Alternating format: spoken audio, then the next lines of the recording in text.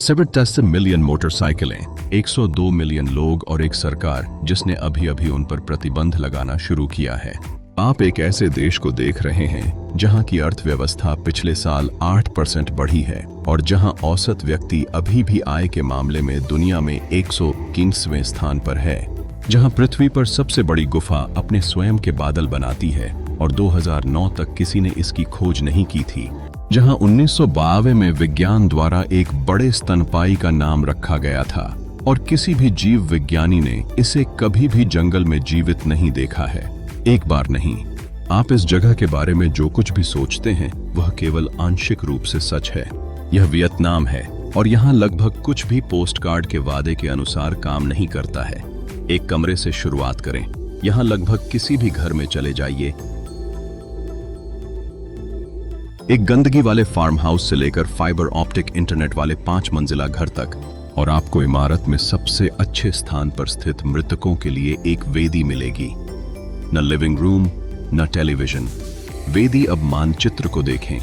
यदि आप कार से इस देश की यात्रा करते हैं तो आप लगभग 1000 मील की दूरी तय करते हैं, लेकिन इसके सबसे संकीर्ण बिंदु पर इसे 1 घंटे से भी कम समय में समुद्र से लाओस सीमा तक पार किया जा सकता था।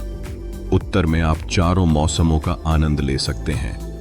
दक्षिण में आपके पास 2 हैं, वही देश, और फिर सोंदुंग है। यह इतना बड़ा है कि इसके अंदर 40 मंजिला इमारत बनाई जा सकती है। इसके अलावा इसमें एक भूमिगत नदी, जंगल का अपना कोना और गुफा के अंदर बनने वाले बादल हैं। होखान नाम के एक स्थानीय व्यक्ति ने 1991 में बारिश से बचते हुए प्रवेश द्वार की स्थापना की, फिर उसने इसे खो दिया। ब्रिटिश गुफाओं ने 2009 तक इसका पता नहीं लगाया था। यह गुफा इतनी बड़ी है कि इसकी जलवायु अनुकूल है। आप इस देश में 102 मिलियन लोगों को साझा करते हैं, जिनकी औसत जीवन प्रत्याशा 34 से 7 वर्ष है, जो आय के इस स्तर वाले देश के लिए एक उच्च आंकड़ा है। लेकिन जन्म दर गिरकर 8.9 हो गई है। प्रति महिला 3 बच्चे प्रतिस्थापन स्तर से नीचे हैं। हो ची मिन्ह सिटी में देश में सबसे कम दर 8.51 है और यहाँ पैदा होने वाली हर 100 लड़कियों पर 109 लड़के आते हैं। आप 54 विभिन्न जातीय समूहों के लोगों से मिलेंगे, हालांकि वास्तविक बहुमत उनमें से 85% है। सुनहरी खिड़की बंद हो रही है, लेकिन इसे ध्यान में रखें क्योंकि यह बाद में वापस आएगा। अब पैसा 2025 में सकल घरेलू उत्पाद 8.02% की वृद्धि के साथ लगभग 514 बिलियन तक पहुंच गया, जो 15 में दूसरा सबसे तेजी से बढ़ने वाला वर्ष है। प्रति व्यक्ति आय $5 दुनिया में 100वें स्थान पर है।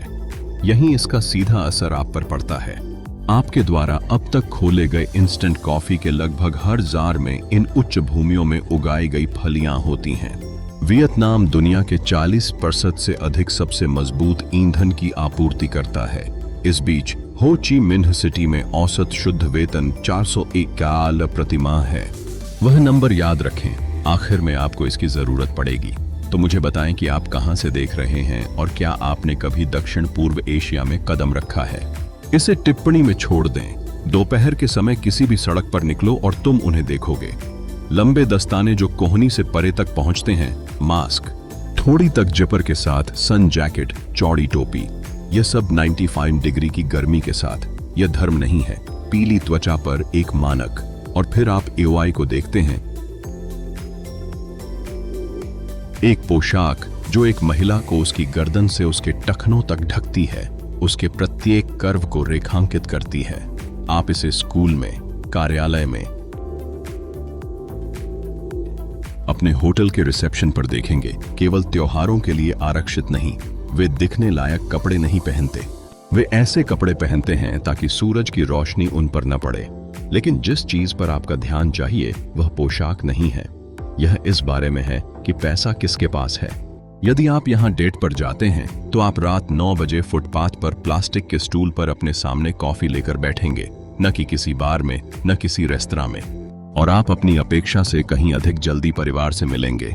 यह वह हिस्सा है जिसके बारे में कोई भी आपको चेतावनी नहीं देता है, क्योंकि यह असली परीक्षा है और वे आपको नहीं बताएंगे कि आप यह कर रहे हैं। वियतनामी में आगे क्या होता है इसका वर्णन करने के लिए एक मुहावरा है, तेहोम चिया, जिसके पास संदूक की चाबी है। कई घरों में पति अपना अधिकांश वेतन छोड़ देता है और अपना वेतन वापस मांगता है। हम एक ऐसे समाज का सामना कर रहे हैं जो बाहर से पितृसत्तात्मक लगता है, जहां घरेलू वित्त पूरी तरह से महिलाओं के हाथों में है, और इसे किसी आधुनिक चीज से भ्रमित न करें। ब्रिटेन में बुड़ाका से 20 वर्ष पहले बहनों ने चीनी शासन के विरुद्ध विद्रोह का नेतृत्व किया। आपको अभी भी ट्रंक सिस्टर्स को समर्पित मंदिर, उनके नाम पर सड़कें और उनके सम्मान में छुट्टियां मिलेंगी। योद्धा महिला का यहां आयात नहीं किया जाता, वह संस्थापक मिथक का हिस्सा है। तो गलत व्याख्या निम्नलिखित है। आप सार्वजनिक रूप से हल्का संगीत देखते हैं और मान लेते हैं कि घर पर कोई आवाज नहीं है। एक आवाज है। यह सिर्फ आप पर निर्देशित नहीं है। यदि आप जानना चाहते हैं कि एक वियतनामी महिला का सम्मान वास्तव में क्या अर्जित करता है, तो टिप्पणियों में 8 लिखें। हनोई में एक ऐसी सड़क है जहां ट्रेन इतने करीब से गुजरती है कि आप दरवाजे के चौखट को छू सकते हैं। निवासी तेजी से प्लास्टिक की कुर्सियां कारों के अंदर डालते हैं और कुर्सियां तुरंत फिर से बाहर आ जाती हैं और कॉफी परोसी जाती रहती है। यहाँ बच्चे घड़ी पढ़ना सीखने से पहले ट्रेन का शेड्यूल सीखते हैं। अधिकारियों ने इसे एक से अधिक अवसरों पर सुरक्षा कारणों से बंद कर दिया है। लोग वापस आते रहते हैं। देश के केंद्र की ओर चलें और आपके पैरों तले जमीन खुल जाएगी।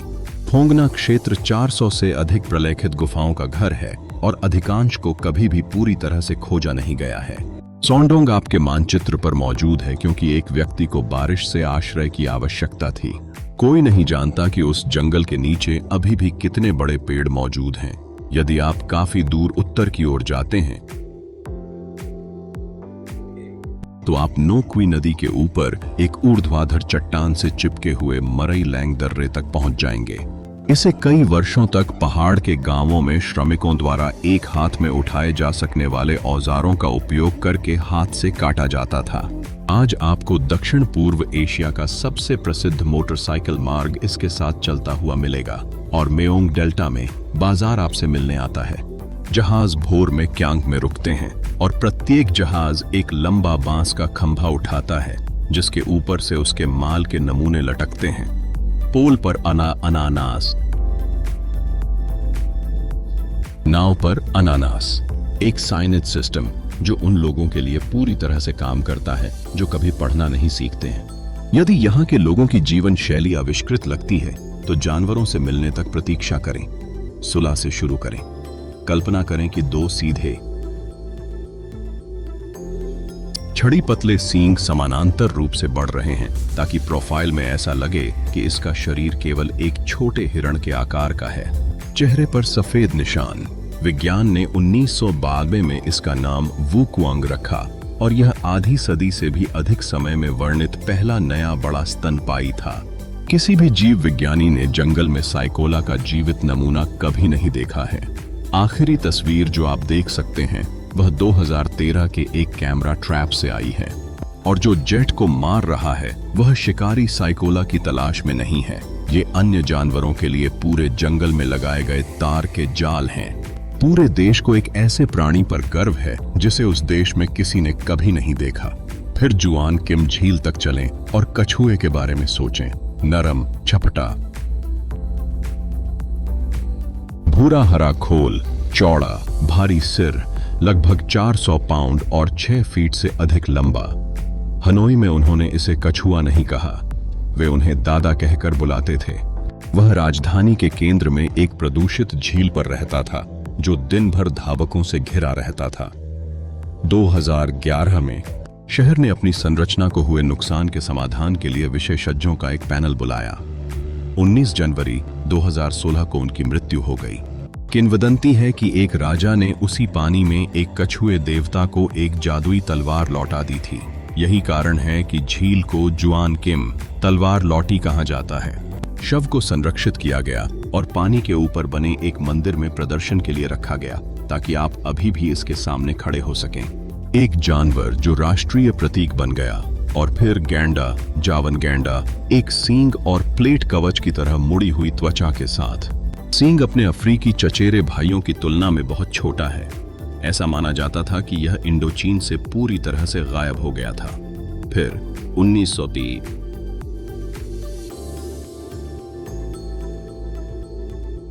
कैटन में रेलवे ट्रैक दिखाई दिए। इसे 2010 में विलुप्त घोषित कर दिया गया था। आखिरी नमूना मृत पाया गया था, जिसके पैर में गोली लगी थी और उसका सींग कटा हुआ था। दोबारा मिला और 22 साल में पूरी तरह खो गया। जिस देश में एक जानवर एक किंवदंती या एक सबक बन जाता है, वहां आपका रात्रि भोज भी सामान्य नहीं होगा। नकली प्राइम बीफ की हड्डियों को स्टार एनीज, दालचीनी और जले हुए अदरक के साथ घंटों तक धीमी गति से पकाया जाता है। यहाँ आप इसे सुबह 6 बजे खड़े होकर खाएं और 20 मिनट में खत्म कर लें। न्यूयॉर्क में आप रात के खाने के लिए $40 का भुगतान करते हैं। इसके बाद बनानानी एक फ्रांसीसी औपनिवेशिक युग का बैगवेट है जो मसालेदार सब्जियों, सीताफल और मिर्च से भरा होता है। यह शब्द 2011 में ऑक्सफोर्ड इंग्लिश डिक्शनरी में जोड़ा गया था। एक पेशा पीछे छूट गया, एक सैंडविच जिसे अब बाकी दुनिया कॉपी करती है। और हनोई में 1944 के आसपास नुइन वाननग्रान नाम के एक वेटर का ताजा दूध खत्म हो गया। इसलिए इसके बजाय उन्होंने एक अंडे की जर्दी को फेंट लिया और उसे ब्लैक कॉफी के ऊपर डाल दिया। अंडे के साथ कॉफी। युद्ध के समय की कमी ने आपको मिठाई बनाने के लिए प्रेरित किया। अब वह हिस्सा आता है जहां आप चॉपस्टिक्स डालते हैं। वोट करें। एक बत्तख का अंडा जिसका भ्रूण पहले ही बन चुका है, जड़ी बूटियों, नमक, काली मिर्च और नींबू के साथ उबालकर खोल में डाला जाता है। इसमें हड्डियां और मुलायम पंख शामिल हैं। यह लाखों लोगों के लिए नाश्ता है। कच्चे बत्तख या सुअर का खून, टाइटन, एक गहरी प्लेट में डाला जाता है और जमने दिया जाता है। फिर इसके ऊपर भुनी हुई मूंगफली और ताजी जड़ी बूटियां डाली जाती हैं। स्वास्थ्य अधिकारियों ने इस बारे में बार बार चेतावनी दी है। श्रीमती टॉम, एक बैंगनी किण्वित झींगा पेस्ट जो खाने की मेज को आधे में विभाजित करने के लिए पर्याप्त मजबूत है। यदि आप अपने नूडल्स में कुछ भी नहीं मिलाते हैं तो स्थानीय लोग विनम्रतापूर्वक आपसे कहेंगे कि आपने वास्तव में नहीं खाया है। और सिवेट कॉफी, जहां फलियां भूनने से पहले सिवेट के पाचन तंत्र से गुजरती हैं। दुनिया की सबसे महंगी कॉफी में से एक और सबसे अधिक विवाद पैदा करने वाली कॉफी में से एक। बैठने से पहले एक नियम: चावल के कटोरे में कभी भी चॉपस्टिक को सीधा न रखें। मृतकों के लिए छोड़े गए कटोरे में धूप बिल्कुल वैसी ही दिखती है जो आपको पाताल में ले जाती है। हो ची मिन्ह सिटी से 40 मीटर बाहर ड्राइव करें और आपके पैरों के नीचे की जमीन खोखली हो जाएगी। कूका सुरंगें लगभग 155 मील लंबी हैं और प्रत्येक वर्ग मीटर की खुदाई हाथ से की गई। वहां उन्होंने अस्पताल, रसोई, बैठक कक्ष और कार्यशालाएं बनाई। और यहाँ वह विवरण है जो आपके साथ रहेगा। रसोई से निकलने वाला धुआं कभी भी सीधे ऊपर की ओर नहीं जाता था। इसे दर्जनों मीटर दूर जमीन में फंसा दिया गया और आग से दूर पतली धाराओं में छोड़ दिया गया ताकि विमान इसके स्रोत का पता न लगा सकें। प्रवेश द्वार इतने संकीर्ण हैं कि कई पश्चिमी पर्यटक उनमें शारीरिक रूप से प्रवेश नहीं कर सकते। जिन हिस्सों तक पहुंच की अनुमति थी उन्हें चौड़ा करना पड़ा, हाथ से खोदा गया, हवा से छिपाया गया और सीधे दुश्मन के नीचे वर्षों तक बसाया गया। ईमानदार हो, क्या आप वहां हाँ या ना में जाएंगे? टिप्पणियों में 3 घंटे उत्तर में टैनिन में आप चाय के पवित्र सागर तक पहुंचते हैं। एक धर्म जो 1920 के दशक में यहां स्थापित किया गया था, जो बौद्ध धर्म, ताओवाद, कन्फ्यूशीवाद और ईसाई धर्म को जोड़ता है और जिसने फ्रांसीसी उपन्यासकार विक्टर ह्यूगो को संत के रूप में विहित किया था। इमारत को ऐसे रंगों से रंगा गया है जो दालान से नीचे चलते समय आपको देख रही एक विशाल दिव्य दृष्टि से मेल नहीं खाना चाहिए। एक उपनिवेश जिसने उस देश के एक लेखक को संत बना दिया। और कैसे अनबैंग शहर में आप जीवित मृतकों को जीवित कब्रों से बेहतर पाते हैं। 3 मंजिल ऊंची, सोने की टाइलों से सुसज्जित, इसकी कीमत विदेश में काम करने वाले रिश्तेदारों द्वारा चुकाई गई हजारों डॉलर है।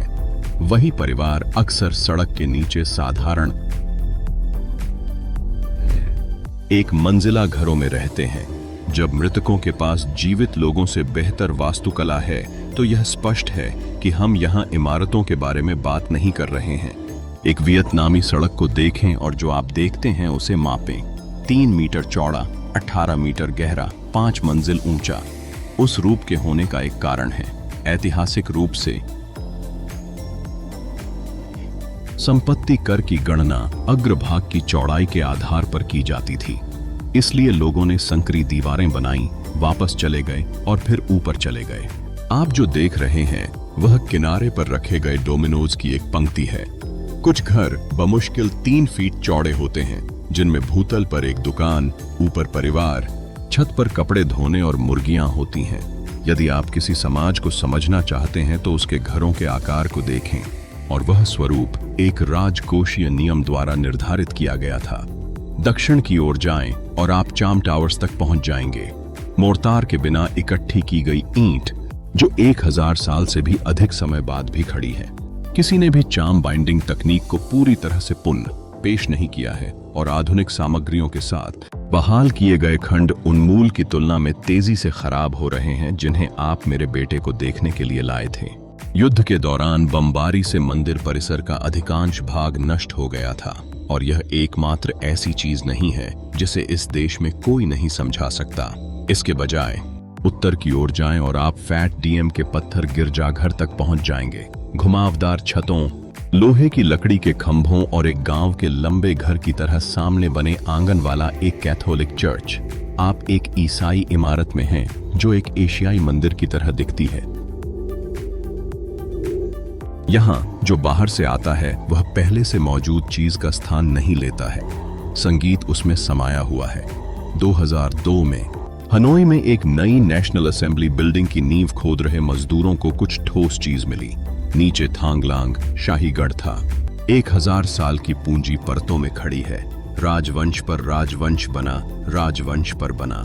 प्रत्येक का निर्माण सीधे पिछले वाले के खंडहरों पर किया गया था। इसका असली आकार किसी को नहीं पता था।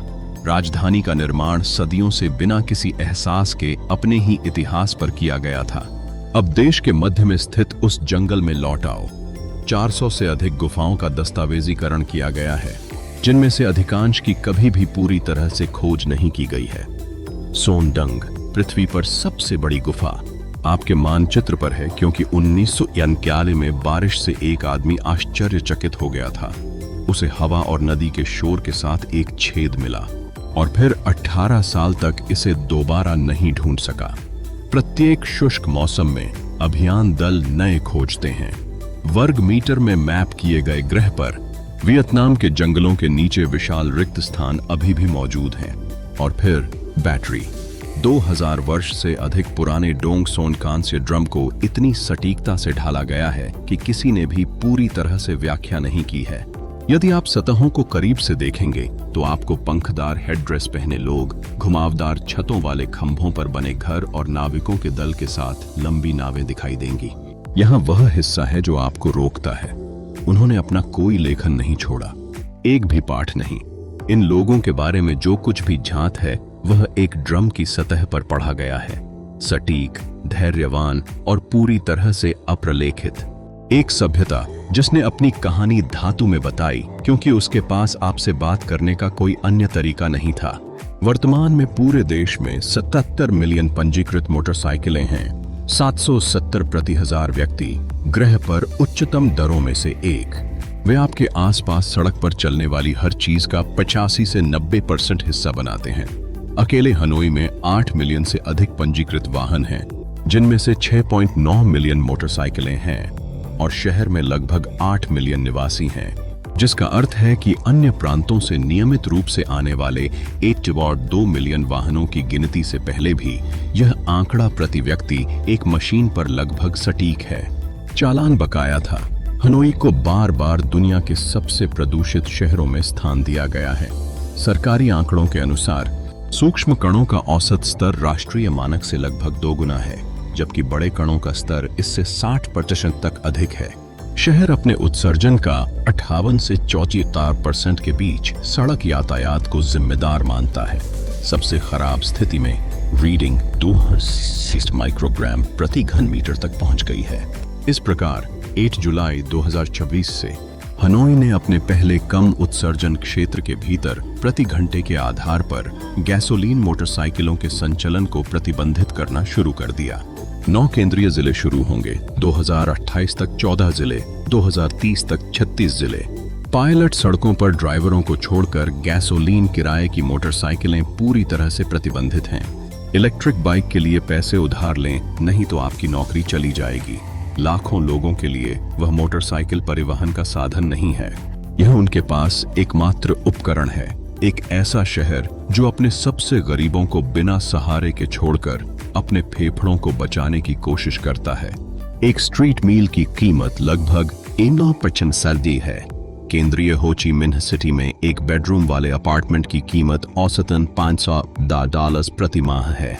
यदि आप केंद्र से बाहर जाते हैं तो आपको 266 का भुगतान करना होगा।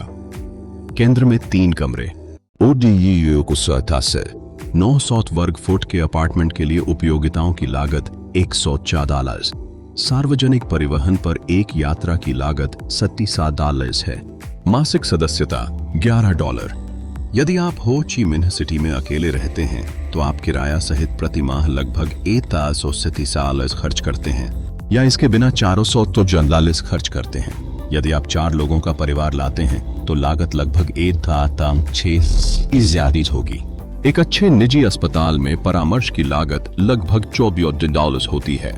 कुल मिलाकर आप संयुक्त राज्य अमेरिका की तुलना में लगभग 61% कम भुगतान कर रहे हैं, और जहां तक किराए की बात है तो लगभग 74% कम। एक स्थानीय तरकीब, 6 से 12 महीने पहले भुगतान करें और आपका किराया 15 से 20% कम हो जाएगा।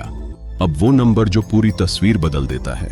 हो ची मिन्ह सिटी में औसत शुद्ध वेतन $409 है। डाउनटाउन क्षेत्र में किराया $500 है। औसत वेतन वाला एक स्थानीय कर्मचारी केंद्र में आवास किराए पर नहीं ले सकता। यह अच्छा नहीं है। कोई व्यक्ति, यही असली कारण है कि 3 पीढ़ियां यहां एक घर साझा करती हैं। ये परंपरा नहीं, अंक गणित है। सस्ता हमेशा ये सवाल रहता है कि सस्ता किसके लिए है। एक ऐसा देश जो आपको कॉफी की आपूर्ति करता है जबकि इसके उत्पादक छोटे किसान हैं। एक ऐसी राजधानी जो 1000 साल पुराने गढ़ पर खड़ी थी, बिना यह जाने कि वह वहां है। एक जंगल जो अभी भी ग्रह पर सबसे बड़ी गुफाओं को छुपाता है, और 99 बाल्दी से वैज्ञानिक नाम वाला एक जानवर जिसे किसी भी वैज्ञानिक ने जीवित नहीं देखा है। यह दुनिया के बाकी हिस्सों की बराबरी करने की जल्दी करने वाली जगह नहीं है। यह एक ऐसी जगह है जिस पर बाकी दुनिया ने पर्याप्त ध्यान नहीं दिया है। यदि आपको यह दिलचस्प लगा तो पसंद करें, सदस्यता लें और इसे किसी ऐसे व्यक्ति को भेजें जो आपको लगता है कि वियतनाम को पहले से जानता है।